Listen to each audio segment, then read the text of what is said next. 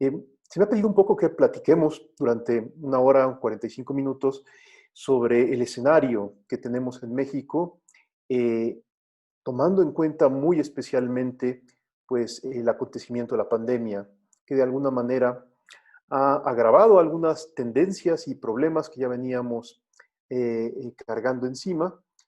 De otra manera, ha visibilizado algunas cuestiones que ya estaban en el escenario, pero que no les dábamos suficiente peso. Y pues con mucho gusto vamos a proceder a hacer este ejercicio. Evidentemente por la materia que es de tipo social, económico, político, cultural y a lo mejor si nos da tiempo también eclesial, pues es una materia muy opinable. No es esta reflexión una reflexión sobre los principios de nuestra fe, sino sobre cuestiones contingentes que están instaladas en el ámbito de lo práctico práctico, es decir, en ese territorio en donde, por supuesto, pueden existir muchas valoraciones y muchas decisiones coyunturales que prudencialmente todos tenemos que tomar.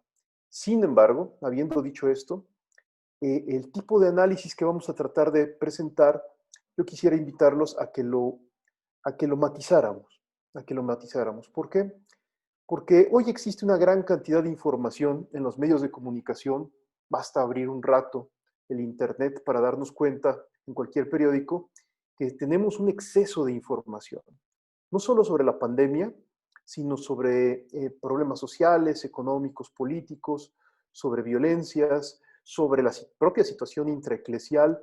Eh, eh, en la época del concilio había tensiones, había dificultades, pero se mantenían estas tensiones y dificultades en circuitos muy restringidos de expertos, de especialistas o de personas muy interesadas en el ámbito eclesial. Hoy vemos cómo de repente cuestiones también internas de la iglesia se transportan casi instantáneamente hasta nuestras bases pastorales más básicas. Entonces, a veces también existe un importante grado de desinformación y de post-verdad, como le dicen algunos, aún al interior de la iglesia. ¿Por qué menciono esto? Porque la iglesia no está entonces fuera del contexto que vamos a describir, muy al contrario, está bien sumergida en el cambio de época, en una serie de tensiones importantes que marcan a nuestras sociedades y vale la pena también tomar en cuenta esto. La mirada que vamos a tener, como les decía, tiene un cierto enfoque. Vamos a tratar de tomar en cuenta que a diferencia de la gran dosis de análisis sociales y políticos que existen en los medios, lo que vamos a tratar de hacer es mirar la realidad a la luz de la fe. ¿Por qué hay que decir esto? Porque muy fácilmente a la hora del momento del ver, del contemplar, como decía Monseñor Faustino, es fácil caer en la tentación de hacer una mera descripción sociológica de las cosas, que es válida, que es valiosa, que puede ser explicativa, pero los agentes de pastoral no tenemos la misión de ser expertos, sino tenemos la misión de, a la luz de la fe, responder a una realidad que nos provoca. Y este ejercicio que es muy fácil de enunciar así verbalmente, decir que nuestro discernimiento de la situación está iluminado por la fe o que sabemos leer los signos de los tiempos, a la hora de la verdad no es tan sencillo. Entonces, por eso, tal vez el primer puntito que me atrevo a poner sobre la mesa a su consideración es el siguiente. Es redescubrir con fuerza que la fe es método de conocimiento. ¿Qué significa esta expresión? No simplemente que la fe nos ilumina como de manera inspiracional y remota ante las cosas que tenemos que interpretar o que hacer. No, sino que la fe es esa certeza que tenemos de una presencia viva y contemporánea a nosotros. ¿Qué significa esto? Que la fe no es simplemente un asentimiento ante los dichos y hechos de un hombre del pasado que pretende ser Dios, sino que es el asentimiento racional ante mi verificación personal de que realmente Jesucristo no es una metáfora, sino que Jesucristo es una presencia viva que me interpela en el momento presente. En otras palabras, Jesús no es un taumaturgo del pasado, un hacedor de milagros, sino que Jesús pretende ser un acontecimiento. La palabra acontecimiento es una palabra que de repente puede ser fácilmente pasada de largo. Está, por ejemplo, en el parágrafo 1 de la encíclica Deus Caritas Est de Benedicto XVI, cuando Benedicto nos dice, no se comienza a ser cristiano por una decisión ética, sino por el encuentro con un acontecimiento, a partir del cual la vida adquiere una orientación decisiva. La palabra acontecimiento para Ratzinger tiene un significado técnico. Cristo no es un hecho del pasado que se agotó en el pasado, sino acontecimiento es algo que sucede en el pasado y que sigue sucediendo en el presente. Es una manera, si ustedes quieren, compacta de decir que el misterio de la encarnación se dilata a través del tiempo, a través de la carne concreta de Cristo, que es la iglesia. En otras palabras, Cristo tiene carne concreta en la iglesia. La iglesia es como la continuidad carnal, fisiológica de Cristo. No en un sentido metafórico, sino en un sentido empírico y concreto. Por eso en la carne concreta de cualquier persona, en especial de la más pobre, de la más alejada, de la que más sufre, podemos verificar, decía el Papa Juan Pablo II, la presencia real de Jesucristo. La expresión presencia real no está restringida, pues, a la presencia de Cristo en la Eucaristía, sino que el Papa Juan Pablo en Ecclesia in America nos recordaba que la presencia real está en la palabra de Dios, en los sacramentos, particularmente en la Eucaristía, y en tercer lugar, en todas las personas, en especial en los más pobres. ¿Por qué hacemos esta entrada así, digamos, de sintética, pero de fuerte? Para entonces mirar que lo que sucede en nuestra realidad no es algo, digámoslo así, totalmente heterogéneo a la voz de Dios, sino que al contrario, el Papa Francisco tiene gran razón cuando dice que hay que aprender a escuchar al pueblo de Dios. Hay que hablar con parresía y escuchar con humildad. ¿Por qué? Porque escuchando con humildad al pueblo de Dios, escuchando sus alegrías y sus dolores, sus esperanzas y sus fatigas, como también dice el inicio de la Gaudium et Spes, es como podemos eventualmente hacer un discernimiento de qué quiere Dios. Cuando nos preguntamos qué quiere Dios de nosotros en esta circunstancia, hay que aprenderlo a mirar ahí dentro de la circunstancia. Porque, nuevamente, vale la pena recordar que ya el Papa Paulo VI, en su encuentro con los campesinos e indígenas en 1968 en Medellín, Colombia, también afirmaba que en las personas, en especial en los que más sufren, hay una presencia verdaderamente sacramental de Jesucristo. Allí es ese famoso discurso en donde Pablo VI dice, los pobres son sacramento de Jesucristo. Y esta no es una mera metáfora, una mera analogía piadosa del Papa Pablo VI, sino que entendiendo que la iglesia es el sacramento universal de salvación, podemos entender entonces que el pueblo de Dios, sobre todo cuando más pesar tiene, expresa de alguna manera también las alegrías, los sufrimientos del mismo Cristo que sufre con nosotros. El corazón de Cristo realmente es la manera como Él ha acogido también nuestro corazón, también nuestra entraña, también nuestro pesar y lo hace suyo, para que nunca estemos solos. Esto que es la fe, esto que es la fe, si se proyecta como certeza hacia el futuro, se transforma en la esperanza.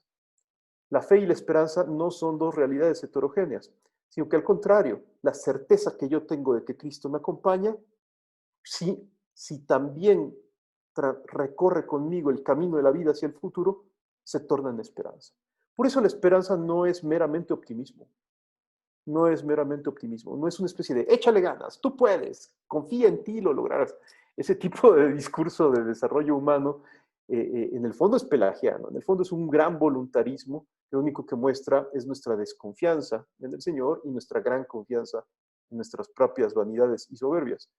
Cristo lo que nos invita es a invertir esa forma, a desconfiar enormemente en nuestros grandes planes, de nuestra gran claridad intelectual, de nuestras capacidades estratégicas, hasta de nuestra coherencia personal, para volcarnos radicalmente a que Él es el que obra, el que transforma, el que convierte los corazones y el que hace caminar su reino, aún en las circunstancias más complejas.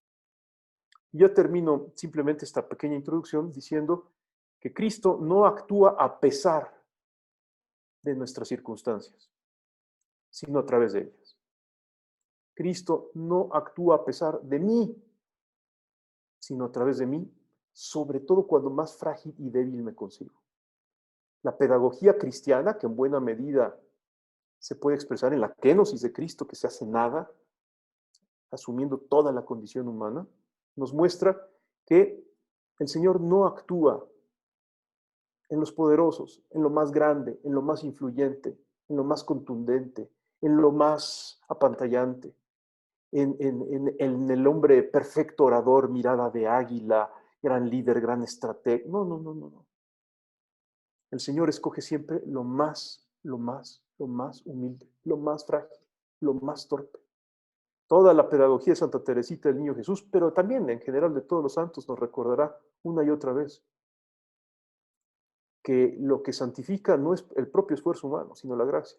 Y también al momento de leer las claves del momento presente de la historia, esto hay que tenerlo presente.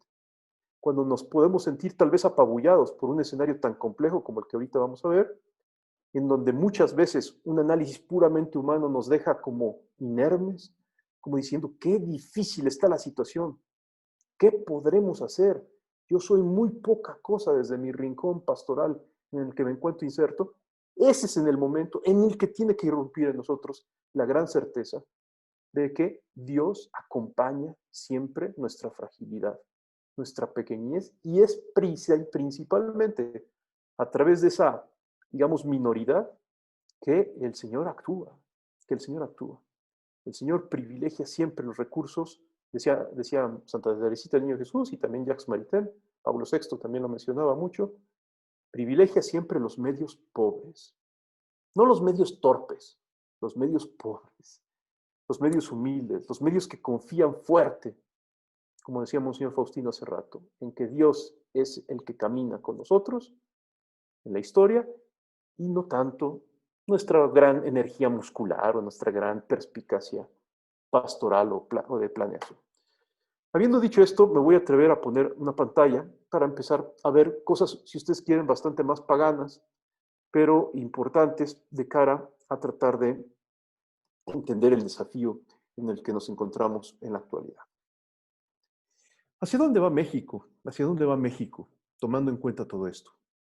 Pues tal vez lo primero que hay que decir es que hay muchas cosas que veníamos arrastrando aún antes de la pandemia, que hay que ser conscientes que ahí estaban, que no aparecieron de la nada durante la pandemia, sino que estaban ahí muy, muy presentes. Por ejemplo, por ejemplo, un primer hecho, un primer dato muy importante que ha marcado muy fuertemente el escenario mexicano en todos los aspectos es nuestra realidad política. Como todos ustedes saben, en el año 2000 hubo un importante cambio de gobierno con Vicente Fox. 71 años de PRI se derrumbaron de un día para otro, triunfa Vicente Fox, pero la tan anhelada transición democrática se queda incompleta. ¿Por qué? Porque Vicente no logra entender que hay que hacer un gran pacto entre todas las fuerzas políticas, sociales, entre todos los sectores de los mexicanos, para hacer que el cambio democrático no sea solamente cambio en el IFE y en ciertas normas, sino un cambio de cultura, un cambio de ambiente, una manera de ser fuerte desde la base. Y Vicente, pues, incurre en estrategias que ya habíamos visto en gobiernos anteriores a él, verticales, de propuesta, a lo mejor brillante en algunos temas, pero vertical, sin tomar en cuenta a nuestro pueblo. Muchas veces introdujo ideas, grandes ideas, brillantísimas, efectivísimas, pero que no lograban entrar hasta el fondo de la entraña de nuestro pueblo, y muchos de sus proyectos fracasaron. Así ustedes recordarán, por ejemplo, en Querétaro tuvimos mucho esa situación, el que de repente algún día a alguien se le ocurrió llenar de computadoras al sistema educativo, a un rural, y llegaban las computadoras a las escuelas rurales más remotas, por ejemplo en la sierra, y no había luz eléctrica. Entonces es una maravillosa idea, ¿no? De llevar enciclomedia, un conjunto de enciclopedias digitales, de las que había hace 20 años, ¿no? En CD, pues también fracasa porque, pues todos lo sabemos ahora con más claridad, no basta con que pongas al chamaco frente a la computadora con una supuesta enciclopedia interactiva para que realmente aprenda. Las cosas, en fin, este es un ejemplo, si ustedes quieren, de los más banales, pero de los más importantes, que también muestra que fallaron cosas. De repente viene Felipe Calderón, como ustedes recordarán, gana por medio punto porcentual, en medio de una tensión enorme. Andrés Manuel López Obrador reclama la presidencia, lo declara presidente espurio. Sin embargo, sí hay que reconocer que Felipe Calderón en los primeros meses de su gobierno adquiere una preferencia, una popularidad, un apoyo ciudadano enorme, enorme. Y entonces prácticamente llega momentos de sus primeros meses en que está al 70% de popularidad. Un presidente que ganó por un pelo, sin embargo, tiene 70% de apoyo ciudadano y pasados 2 años tiene 20 puntos porcentuales de desgaste. ¿Por qué menciono esto? Porque esto es algo parecido a lo que vamos a ver a continuación con Andrés Manuel López Obrador. Empieza con 70 puntos, 70, 75 y actualmente está por ahí de 55. Es decir, ha habido también una caída de 20 puntos porcentuales, lo que hace que el desgaste de Felipe y el desgaste de Andrés Manuel sean tendencialmente parecidos en el mismo periodo de tiempo que son los 2 primeros años de su gobierno. Luego de Felipe, pues ya sabemos, regresa Peña Nieto, regresa el PRI, pero aquí hay que decir algo muy importante. No regresó cualquier PRI. No regresó cualquier PRI. Con Peña Nieto regresó el PRI tecnócrata, el PRI neoliberal, el PRI más que neoliberal, a ver, me corrijo, es el PRI de lo que se llama en Estados Unidos crony capitalism y que en español se ha traducido como el capitalismo de cuates. Es decir, es una modalidad de neoliberalismo que privilegia a los cuates para hacer negocios desde el poder. Entonces, pues qué padre capitalismo, ¿no? Que es tan bonito, tan de libre mercado para algunos. Acá en un sector muy elite, pero el 90% de la iniciativa privada mexicana, que es micro y pequeña empresa, pues no recibió los beneficios de esta modalidad de neoliberalismo y entonces generó un gran resentimiento social. Y así llegamos pues hacia el año 2018, en donde de repente eh, eh, el presidente Peña Nieto está terminando su sexenio, tiene que tomar la decisión respecto de cuál es el candidato del PRI que le debe de suceder. Como ustedes saben, en el PRI la tradición del dedazo, de la asignación presidencial era muy fuerte. Y entonces le presenta el secretario de Gobernación las encuestas internas del gobierno de la República. Encuestas que estaban dirigidas solo a población priista. Y le muestra que el candidato para el PRI pues tiene que ser él mismo, Osorio Chong. ¿Por qué? Porque cuenta con más del 50% del respaldo del partido para ser el candidato a la presidencia de la República. Y ve, en esa misma encuesta se ven otros candidatos en donde aparece por ahí también el nombre de José Antonio Meade, con el 4% de preferencia y de apoyo interno en el partido. ¿Por qué les menciono esto? Porque esto es una de las cosas más importantes que conviene recordar. Enrique Peña Nieto comete un grave error desde el punto de vista estratégico. A lo mejor a los católicos hasta nos convino, porque Osorio Chong era un pillastre.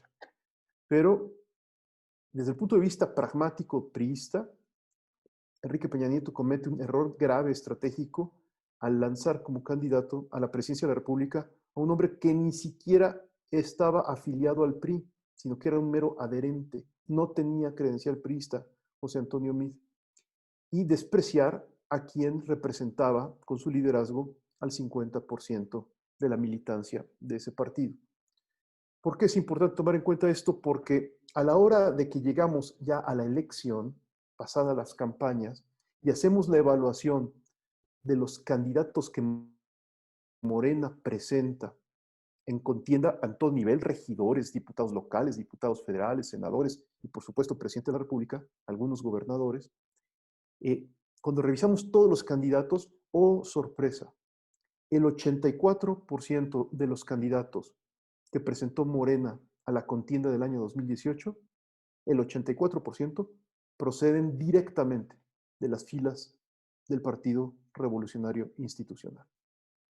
En otras palabras, Morena, en un 84% de sus candidatos, es una transfusión sanguínea directa de energías, de DNA, de información genética a Morena.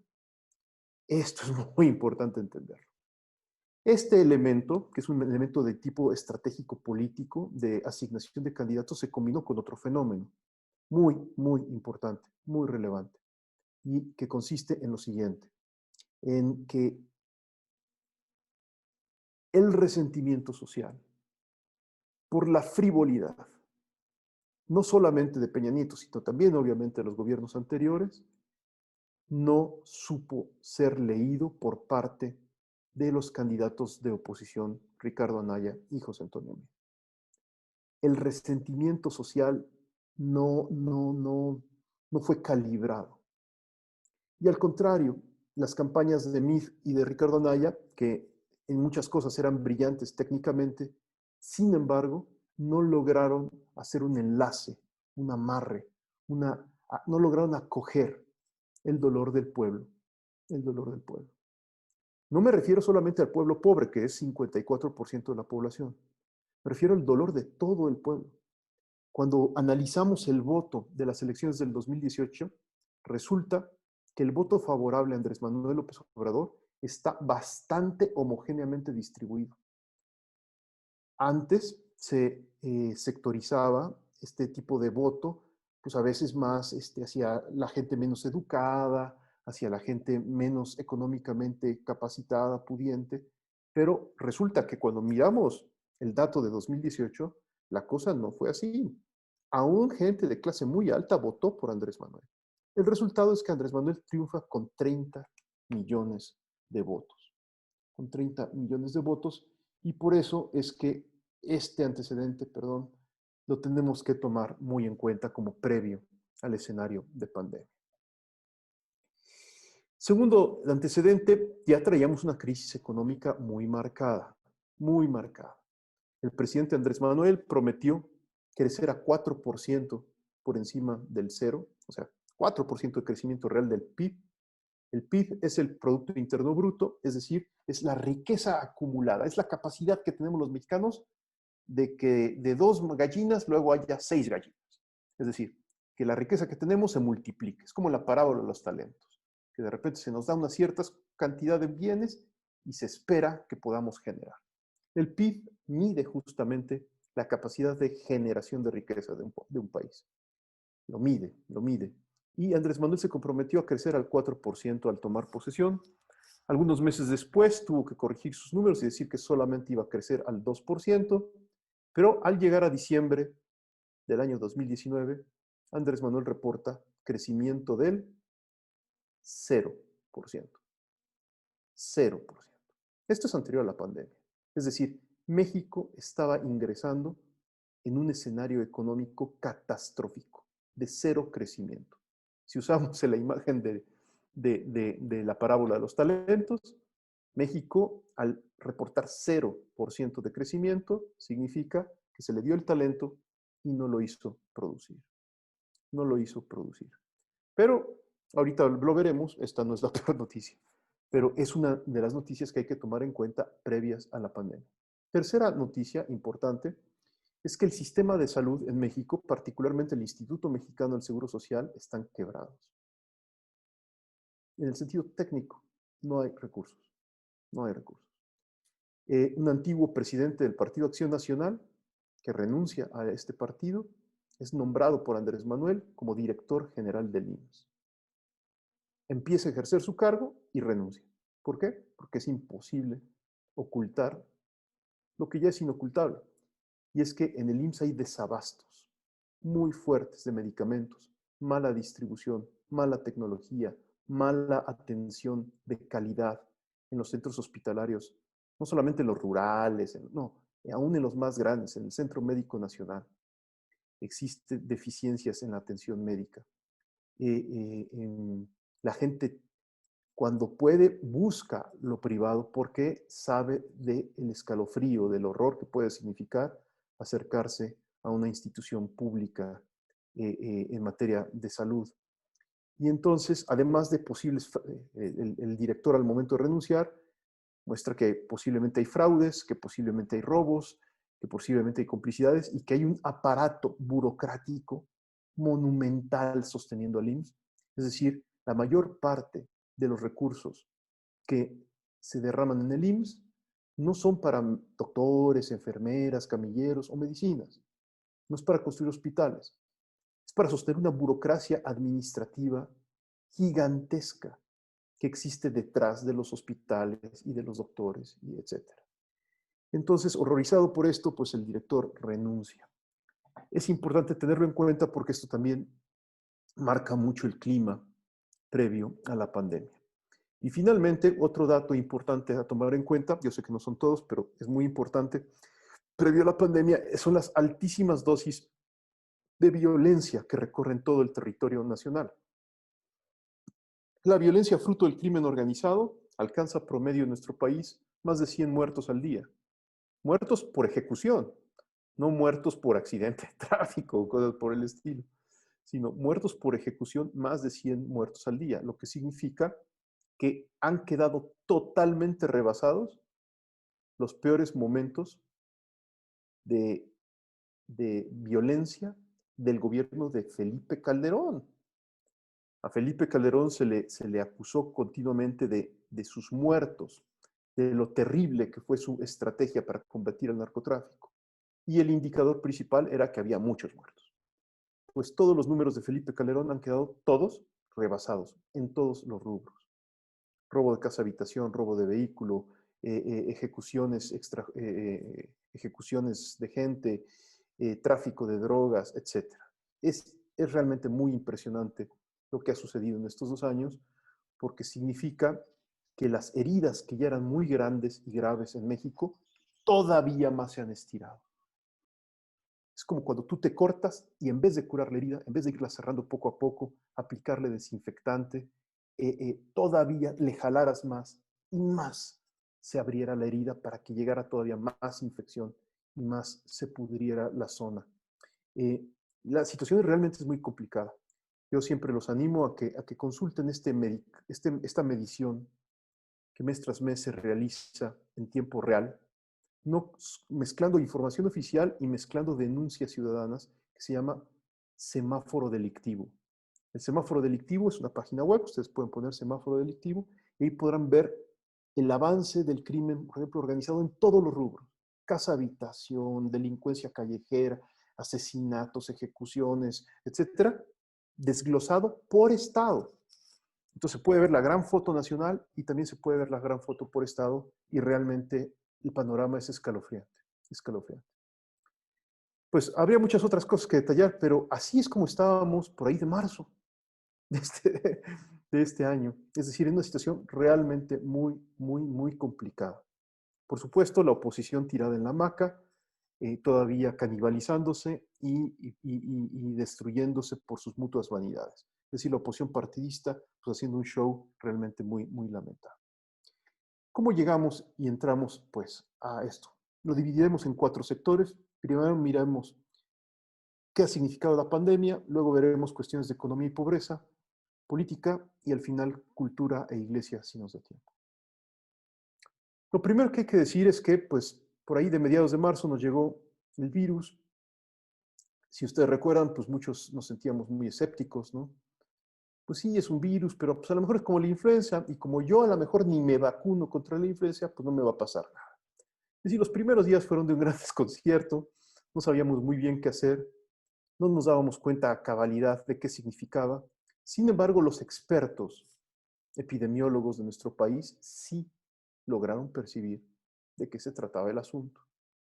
Realmente tenemos científicos muy competentes, sobre todo en el ámbito de la epidemiología en México. Y advirtieron al gobierno de la República una cosa que es muy fácil ahora de entender, pero que en su momento fue totalmente desatendida. Y es que entre más rápido se tomen medidas severas de contención de la pandemia, la pandemia, menos se expande. Si dejas avanzar, cada día que dejas avanzar la expansión de la pandemia con medidas tenues, mediocres, tibias, la cosa se vuelve más incontrolable. Y por eso es que la gran mayoría de los científicos epidemiólogos en nuestro país recomendaron que se hiciera exámenes a toda la población, no solamente a la población que se acercaba a los centros hospitalarios o que presentaba síntomas, sino que se hicieran exámenes aleatorios en todo el territorio nacional para darnos cuenta de qué tamaño es el sapo. Si no hay exámenes constantes en todo el territorio nacional, no puedes saber en qué zonas está disminuyendo, en qué zonas está aumentando, sino simplemente uno se confía pues, al que llega al centro hospitalario ya con síntomas. Hoy lo sabemos, pues los pacientes sintomáticos, pues sí hay que atenderlos, pero hay muchos pacientes asintomáticos que contagian.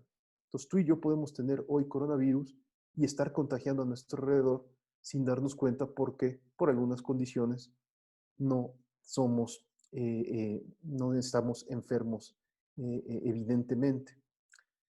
Este error gravísimo, indiscutiblemente hoy pesa mucho. Lo vamos a ver ahorita con algunas estadísticas, pero hoy es muy, muy pesado.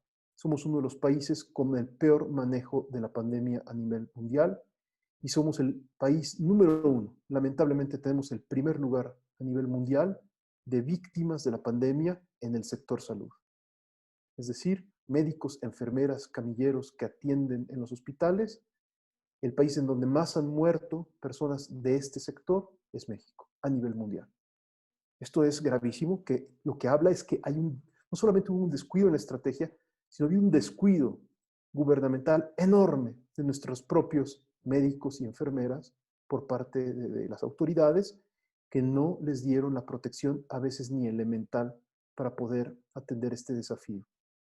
Esto es gravísimo, gravísimo. El tema de los médicos y las enfermeras descuidados, sin la suficiente protección, es delicadísimo porque exhibe justamente la bisagra de conexión entre el gobierno que responde a una emergencia y el pueblo que necesita atención. La bisagra la constituye el personal que está en el frente de línea, que debía de ser máximamente cuidado y que no lo ha sido. Aún así, con toda esta situación tan delicada, la pandemia tiene un carácter heurístico. ¿Esta palabra qué significa? Significa que nos permite aprender y nos permite visibilizar cosas que ya estaban ahí, pero que no veíamos con tanta contundencia antes de la pandemia. Un método heurístico es un método que te permite aprender de tus errores, que permite visibilizar cosas que tienes que responder y que por distintas, tal vez, situaciones de confort no nos dábamos el permiso de mirar cara a cara. La pandemia, en otras palabras, es una gran oportunidad de corrección. Sí tiene un componente dramático, trágico en muchas ocasiones, tremendo, pero sí nos puede ayudar a aprender qué cosas hay que corregir rápido, contundentemente, entre más pronto mejor, para que no avancen estos problemas. No solo me refiero a los de salud, sino como vamos a ver a continuación, también a otros problemas.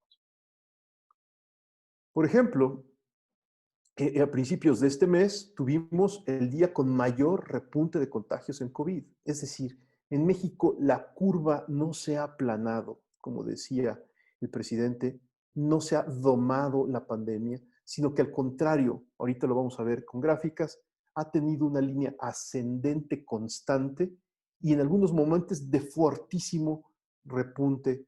Por ejemplo, el 20 de octubre ya se anunciaban signos de repunte, le llamaron elegantemente en el sector salud segunda oleada, pero no hay segunda oleada porque no hemos terminado la primera y más bien es un repunte al interior de la primera oleada que se aproxima con motivo de las fiestas decembrinas, del clima frío y de otras cosas parecidas y de la muy inminente crecimiento del virus de la influenza. Al día de hoy, bueno, al día de ayer, a las 9:17 de la noche, los números son estos. Como pueden ver, esto es una catástrofe monumental. O sea, tenemos ya casi 900,000 contagios. Esto, o sea,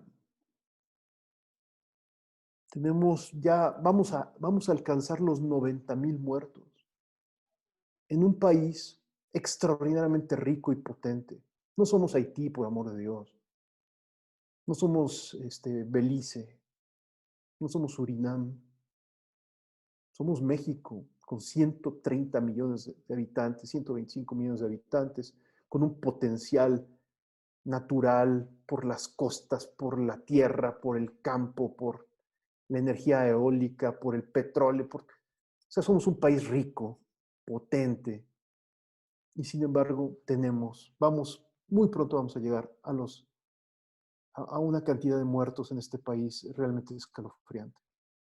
Si se le suman estos muertos a los muertos por fruto del crimen organizado, tenemos una de las peores tragedias humanitarias en la historia de nuestro país, tal vez la peor.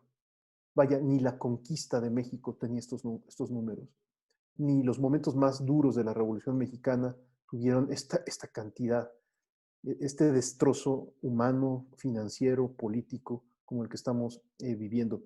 Perdón por usar estas palabras, que me gustaría que fueran exageradas y que fueran simplemente una estrategia un poco alarmista de mi parte, ¿no? Pero no lo son, porque los números están ahí sobre la mesa. Realmente la situación es muy grave.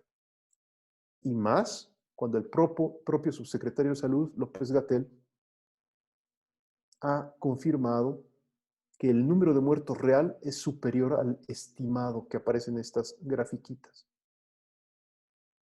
Que al menos hay que multiplicar por 3 para tener una aproximación al número real. Si esto es así, posiblemente estamos hablando de que en México han muerto, por fruto de la pandemia, 250,000 de mexicanos que en marzo no tenían planes de morirse y que hoy están bien muertos. 250,000. Esto es delicadísimo. Esto empíricamente ha quedado confirmado, como ahorita lo vamos a ver. Pero bueno, primero les enseño rápidamente estadísticas. Esta es la de la Nor Northwestern University. Perdón, de, se me olvidó ahorita el nombre de la universidad norteamericana que le da el tracking diario a la pandemia. Hay países muy grandes, muy pobres, complejos, como la India, que han tenido también picos muy altos, pero que luego bajan. Y en México la línea, al contrario, va para arriba. Aquí se puede ver clarito con los colorcitos. Los muertos pues tienen momentos dramáticos. Hay días en que todavía son más de los que se esperarían, como el 5 de octubre, que aquí reportaba el Financiero. Pero una de las cosas más interesantes es la velocidad de la muerte. Fíjense, nada más en los 2 primeros renglones. Nos tomó casi 75 días pasar de 1 a 10,000 muertes. O sea, más de 2 meses tardamos en llegar a 10,000 muertes. Pero solo necesitamos 20 días para pasar de 10 a 20,000 muertes. Es decir, la velocidad de expansión del contagio y de la muerte realmente en este país se disparó de manera extraordinariamente veloz. Es increíble que nuestras autoridades no hayan visto esta velocidad o no hayan tomado las decisiones pertinentes para detener el contagio. Y confiaron en su estrategia, que hoy sabemos que no tiene absolutamente ninguna base científica, de que entre más personas se contagiaran, pues más inmunidad por rebaño iba a haber. Hoy ya tenemos casos en distintos países del mundo de personas que se contagian de coronavirus, se curan y luego vuelven a contagiarse. Entonces, la inmunidad por rebaño, en principio, no existe, al menos en el caso de esta enfermedad. Aquí ya, en fin, son los datos que ya estaba comentando. El número total de muertes es en promedio 40% más, en fin, una serie de datos que nos muestran que si contrastamos el número de muertos en el registro civil, de este año con los del año pasado en el mismo mes, no hay proporción, hay un exceso de muertos que más o menos corresponde a 250,000 personas muertas que no deberían de estar muertas al día de hoy. El impacto social que esta pandemia tiene es muy grande, es muy grande. ¿Por qué? Porque México ha sido un país que ha vivido con más de la mitad de su población sumida en pobreza por muchas décadas. Sin embargo, hay que reconocer, por ejemplo, si atendemos a los datos de la CEPAL, la Comisión Económica para América Latina, que es un organismo de la ONU, que entre otras cosas mide la pobreza año con año en todos los países de América Latina, que la pobreza en toda América Latina se logró contener y en algunos países logró disminuir, aunque fuera un poco, con una sola excepción. Hay un solo país en América Latina en donde la pobreza no se logró contener, ni siquiera disminuir un poco, sino que se disparó.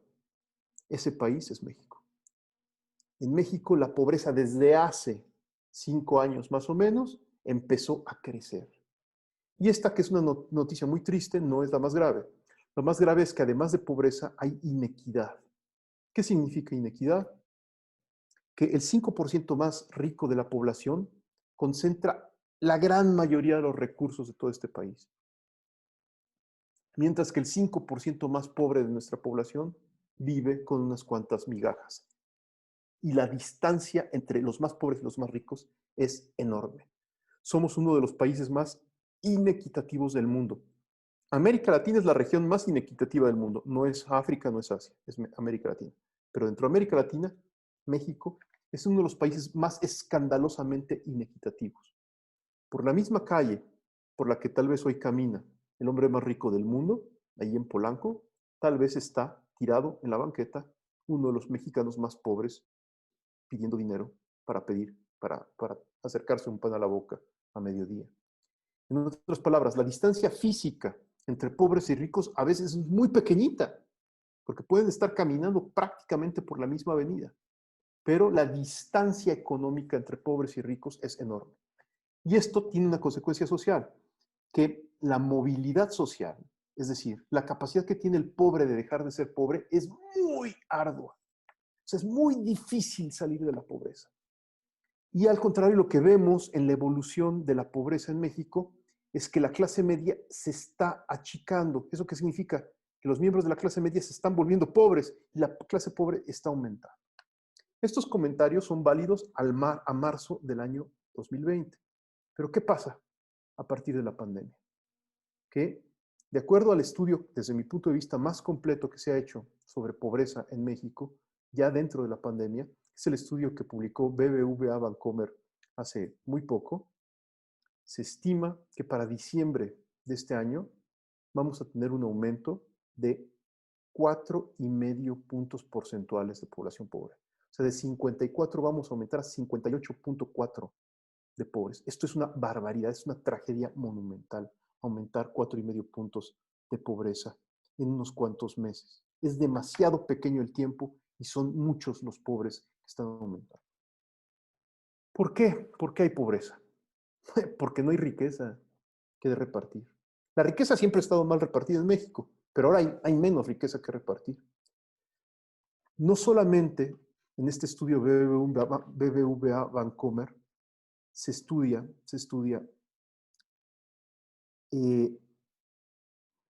cómo venía la economía hasta diciembre de 2019, sino ya se hacen las proyecciones sobre el crecimiento económico dentro de la pandemia.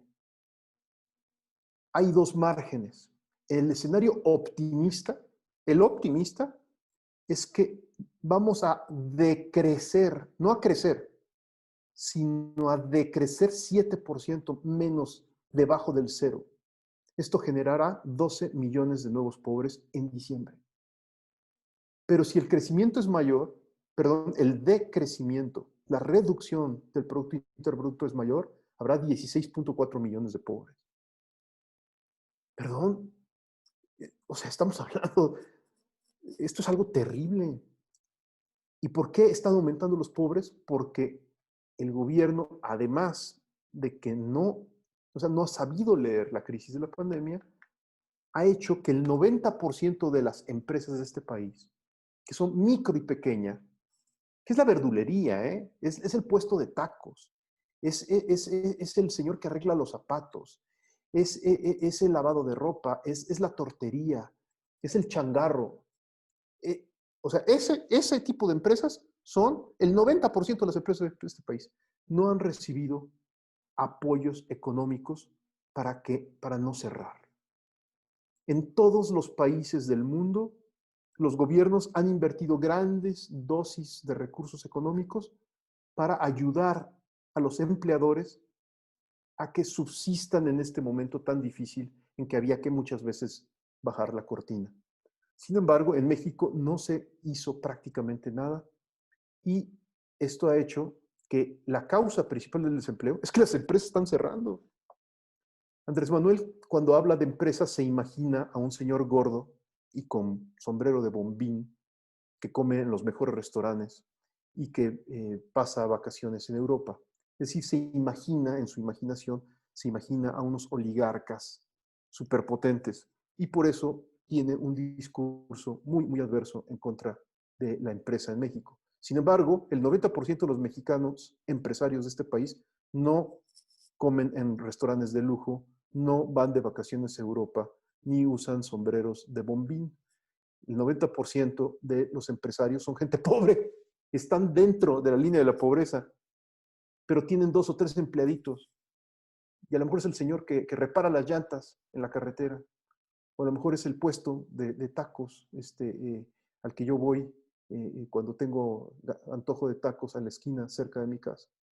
Ese tipo de empresario se le ha abandonado y hoy entonces existe un grave problema de desempleo y por lo tanto de pobreza en todo el territorio nacional. Esta lámina que ustedes ven aquí es de junio. ¿Por qué? Porque en junio se hizo un estudio que no se ha vuelto a hacer lamentablemente para medir cuántas personas aquí está un poco mal fraseado, dice perdieron su empleo. No es pérdida de empleo, es que no recibieron ingreso en el mes de abril. O sea, en el primer mes fuerte de la pandemia, abril, 12,5 millones de mexicanos no es que hayan perdido el empleo porque todavía tenían la plaza, pero sus empleadores, sus patrones les dijeron, pero no te podemos pagar este mes. Entonces, 12,5 millones de mexicanos dejaron de tener ingresos en abril. Esto lamentablemente no se ha seguido midiendo, pero muy posiblemente hay muchas personas que aunque no han perdido el empleo, están ganando muchísimo menos de su sueldo ordinario a través de un acuerdo, convenio con su empleador, porque no hay con qué pagar. El impacto político de todo esto es que el resentimiento social que llevó a Andrés Manuel López Obrador al triunfo en el año 2018, hoy está empezando a transportarse en contra de él, muy lentamente. Cuando revisamos las encuestas, vemos que el desgaste de Andrés Manuel López Obrador es de 20 puntos porcentuales respecto de su pico, respecto de su momento más alto. Lo que ustedes están viendo en pantalla es un estudio en el que ahora en el CISAF nosotros confiamos bastante, que se llama Oraculus. Es decir, es una encuesta de encuestas. Como ustedes saben, hay muchas encuestas. Es muy difícil comparar una encuesta con otra porque se usan distintos métodos de medición. Algunas son muy grandes, otras pequeñas, unas son hechas en calle, otras en puerta de casa, otras son telefónicas, algunas hasta por internet, que son malísimas. Entonces, lo que se hace es, se toma cada encuesta que se hace por grandes compañías en México, sobre todo por grandes periódicos, y se le aplican unos factores de ponderación para tratar de que no sea una comparación peras con manzanas, sino peras con peras. Y entonces tratamos de homologar las encuestas y las promediamos. Y esta es la aproximación hoy, desde nuestro punto de vista, analítica más confiable respecto de la aprobación presidencial. Como ustedes pueden ver, todavía el presidente de la República sigue siendo muy fuerte, tiene un gran apoyo, tuvo una caída en los últimos, en el mes pasado, pero tuvo un repunte en el presente mes. Entonces, ¿qué quiere decir? Que Andrés Manuel sigue siendo muy fuerte políticamente. Nunca había habido un presidente tan fuerte y con tantos recursos en la mano como Andrés Manuel López Obrador en toda la historia de México. Nunca había habido un presidente tan fuerte. Nunca. Con tanto presupuesto, con tanta capacidad de maniobra en el Congreso, con tanta capacidad de maniobra hasta en la Suprema Corte o en el INE, realmente, y en los medios de comunicación, tiene el control prácticamente completo de Televisa y de TV Azteca. Eh, Vaya, no tengo palabras para decir el grado, la cantidad de poder que tiene realmente Andrés Manuel en sus manos. Y el apoyo popular sigue siendo muy fuerte. Sin embargo, se está deteriorando. ¿Por qué se está deteriorando? Pues porque cada vez hay más signos empíricos, no rollos ideológicos, sino signos empíricos de que la situación del país está en una situación muy crítica.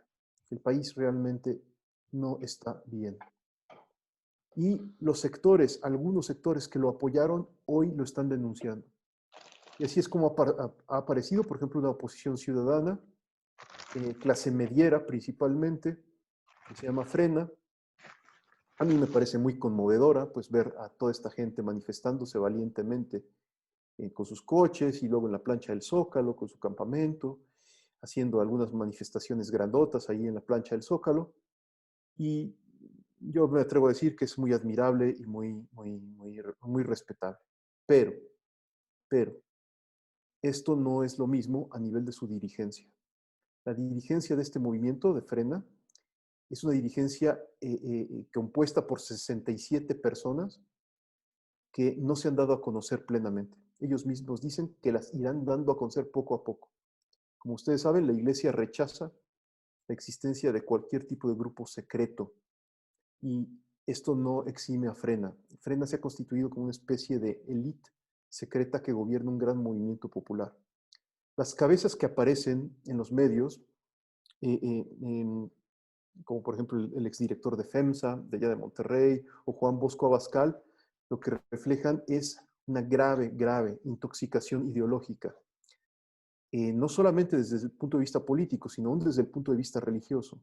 Juan Bosco Abascal es una persona que dirige, es uno de los dirigentes más influyentes de Frena, desconfía del Concilio Vaticano II y de los papas que han venido después de él, tiene ideas antisemitas, cree que los judíos controlan en el fondo la escena de la historia y que son los máximos enemigos de la Iglesia, y por lo tanto este tipo de ideas que simplifican la realidad en grado extremo y que no coinciden con la lectura teológica de la historia que hace el Concilio Vaticano II ni el Magisterio Pontificio, pues nos muestran que hay un grave discurso extremista animando, calentando a las bases, acercándoles argumentos súper simplificados a las bases populares como para que mantengan la atención, pero ese extremismo, en vez de colaborar a que la oposición se vuelva un frente amplio opositor, en donde entren mucha gente que no está hoy de acuerdo con el gobierno de la República,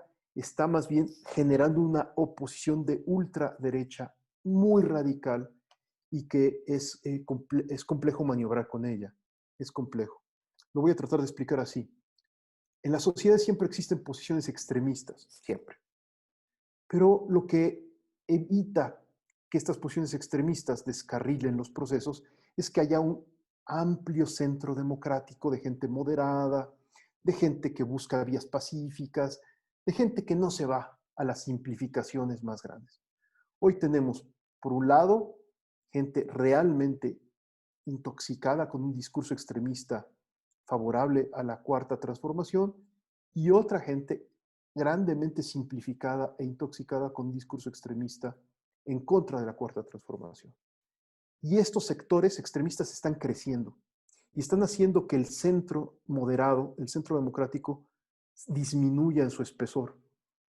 Lo podemos constatar en las redes sociales. Las posturas moderadas no son las más populares. Al contrario, las redes sociales se han vuelto un espacio de rompe y rasga radical que no ayuda a la reconciliación social, no ayuda a sanar heridas, no ayuda, si hay que oponerse a Andrés Manuel, pero con un centro moderado, prudente, responsable. O sea, no se está construyendo eso, sino que el escenario está muy tensionado por una oposición muy radicalizada, que si seguimos jalando la liga puede tener consecuencias muy lamentables. El día en que los grupos feministas radicales quisieron manifestarse en la plancha del Zócalo y llegar al mismo lugar en donde estaba el campamento de Frena, estuvo a punto de haber una tragedia monumental, porque las feministas llegaban con bombas Molotov golpeando aún a las policías mujeres que las trataban de contener. Los de Frena estaban rezando el rosario, gritando Viva Cristo Rey, también muy calientes, y si se hubieran encontrado físicamente, la cosa hubiera sido muy peligrosa. Creo yo que ya estamos a pocos metros, pues, de confrontaciones violentas si no crece un centro dialogante, sí crítico, sí hay que criticar, cómo no, su servidor es crítico al presidente Andrés Manuel, pero siempre con la prudencia debida para que la solución o supuesta solución no vaya a ser más mala que lo que hoy tenemos. Por ejemplo, pedir la destitución o la renuncia de Andrés Manuel López Obrador para el mes de noviembre introduciría al país en un desequilibrio político de proporciones monumentales, lo que desde nuestro punto de vista, en nuestro centro de investigación, creemos que es una gran irresponsabilidad. No se puede pedir la destitución del presidente Andrés Manuel porque posiblemente llegaría a gobernar interinamente Olga Sánchez Cordero, que perdón, prefiero mil veces a Andrés Manuel que a Olga Sánchez Cordero, y luego tendría que convocar a elecciones y con un contexto como el que tenemos de alto resentimiento social, no sabemos con claridad cuál podría ser el resultado de una elección generada de esta manera. Y si se pasa del mes de noviembre, entonces habría que nombrar tal vez a otro personaje distinto a Olga Sánchez Cordero como presidente de la República.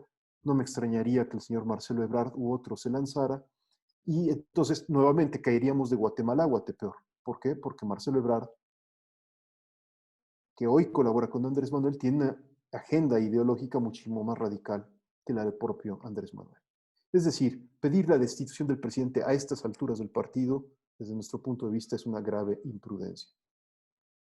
No me meto en cuestiones más político-partidistas, salto rápidamente a temas de cultura por el tiempo que ya se nos está consumiendo. Simplemente quisiera decirles que el cambio de época que el Papa Francisco toma tan en cuenta a la hora de educarnos y de corregirnos. Este concepto aparece en Evangelii Gaudium como uno de los parámetros que tenemos que tomar en cuenta para hacer una evangelización eficaz. ¿Por qué? Porque tenemos que aprender a leer los lenguajes, los signos,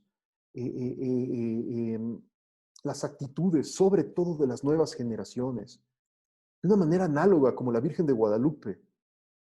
Y no habló, no se expresó con signos, con símbolos, con lenguaje, con una aproximación pastoral fuera de la cultura de Juan Diego. Al contrario, hizo el máximo esfuerzo por acercarse a Juan Diego y por abrazarlo en todos los aspectos de su existencia, aún en el lenguaje. De una manera análoga, hoy tenemos el reto de leer el cambio cultural contemporáneo. El cambio cultural contemporáneo tiene sombras y tiene luces.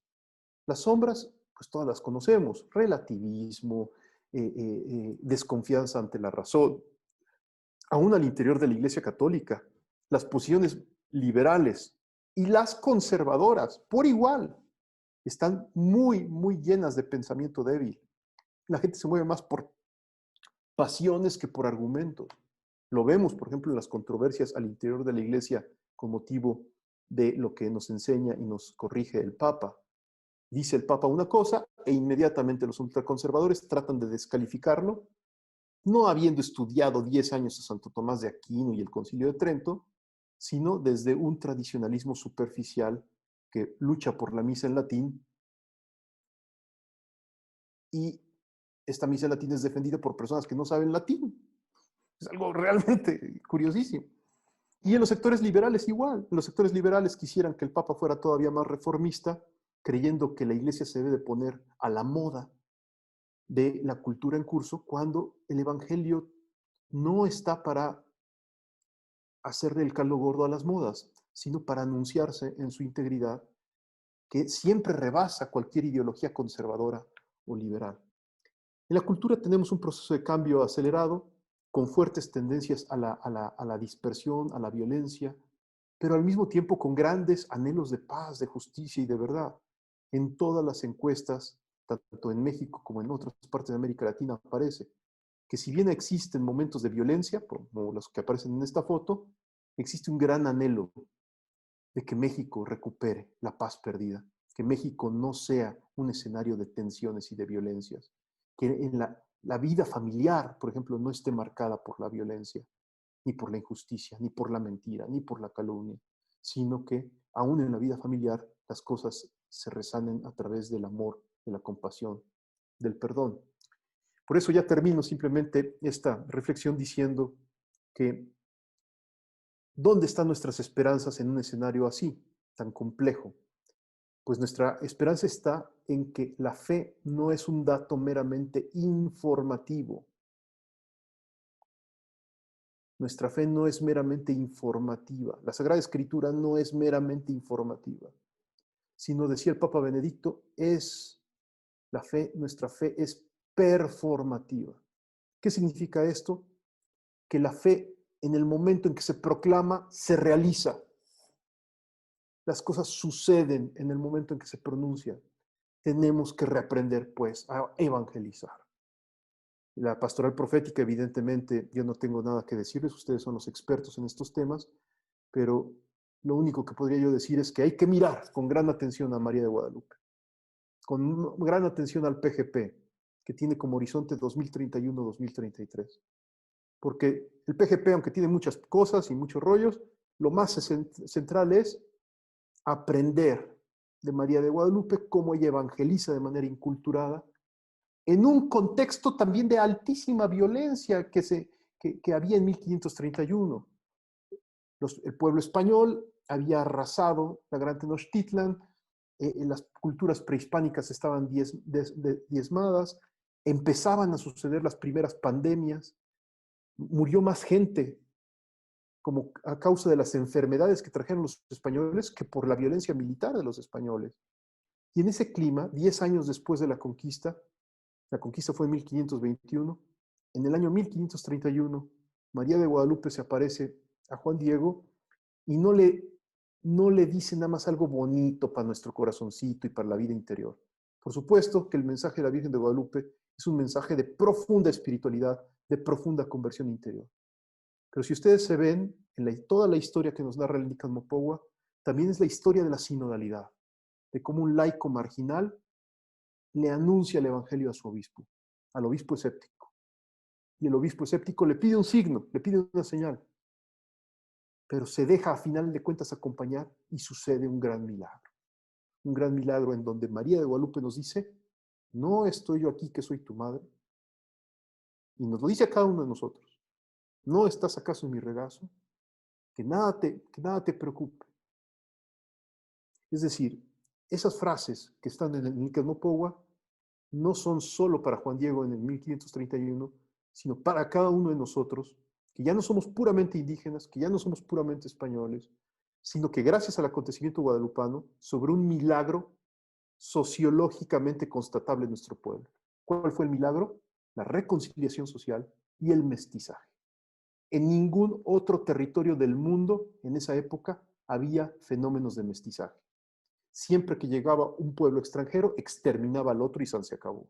Lo pueden ver, por ejemplo, en nuestros vecinos del norte, donde los güeritos exterminaron a los indígenas.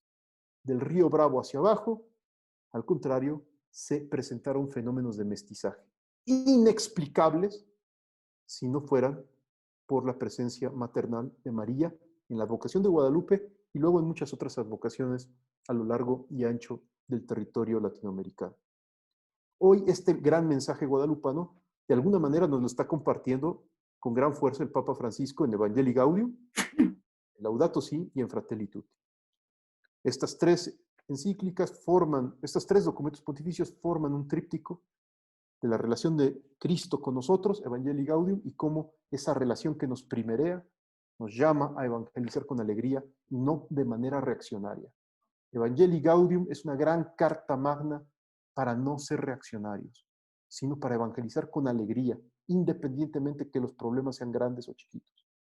Laudato Si es una gran carta magna para que aprendamos a entender que todo está conectado, que no estamos al margen del medio ambiente, de la economía, de la política, de la cultura, sino que todo está conectado, que nosotros estamos conectados, que no nos podemos concebir ni como iglesia independientes de nuestro contexto. Y Fratelli Tutti es un gran exhorto a que nos dejemos ya de rasgar, de jalar más nuestro escenario a través de violencias y tensiones y polémicas y batallas sin fin, sino que nos animemos a ser hermanos aún con nuestros enemigos, con nuestros adversarios. La comunión es método también de acción política. La comunión es método para la reconciliación social. Y eso es lo que nos viene a regalar el Papa Francisco en Fratelli Tutti. Tenemos que aprender a abrazar a todos, no solo a los que nos caen bien. Es muy fácil rezar y amar con los que ya están convertidos. Pero desde la Sagrada Escritura encontramos numerosos pasajes en donde se nos exhorta a amar particularmente a quien es nuestro adversario. Más aún, a defender muchas veces a quien no está de acuerdo con nosotros. Fíjense esto. La escena que al Papa le gusta mucho citar del encuentro de Jesús con la mujer adúltera siempre es bien elocuente. Jesús no defiende el pecado, el adulterio de la mujer adúltera. Defiende la dignidad de la mujer adúltera. Y habiéndola defendido, y habiendo él físicamente, se interpuso entre la mujer adúltera y quienes la iban a ejecutar, cuando estos últimos se retiran, Jesús tiene un breve coloquio con la mujer adúltera. Y le dice, yo no te juzgo, yo no te condeno. Vete y no peques más. En este micro pasaje queda una estructura precisa. Jesús no exhorta primero moralmente y luego acoge, sino es al revés. Primero acoge y abraza al grado de que la mujer adúltera descubra que Jesús no la va a condenar. Así de abrazada. Es el primer gesto de Jesús, es el del abrazo, el de la acogida. Yo no te condeno. Y luego ya viene el exhorto. Vete y no peques más. Vete y no peques más. Que es, por supuesto, la invitación a un cambio de vida que seguramente será gradual, que tendrá recaídas, pero que podrá ser un camino hermoso si de repente la mujer adúltera se deja acompañar por la gracia. Esto es lo que nos regala el Papa en Fratelli Tutti, aprender a ser hermanos de todos y a una vez a defender la dignidad y los derechos aún de la gente más adversa. Hoy tenemos también el ejemplo del Papa Francisco, que no solo con sus palabras, sino con su testimonio, evidentemente nos educa y nos corrige para que no nos mantengamos en la zona de confort, en la fácil vida burguesa, sino que todos nos arriesguemos a salir a las zonas de riesgo, porque él prefiere siempre, el Papa, una iglesia que se ensucia las manos, que asume riesgos, a una iglesia tranquila, que no se equivoca en ningún aspecto.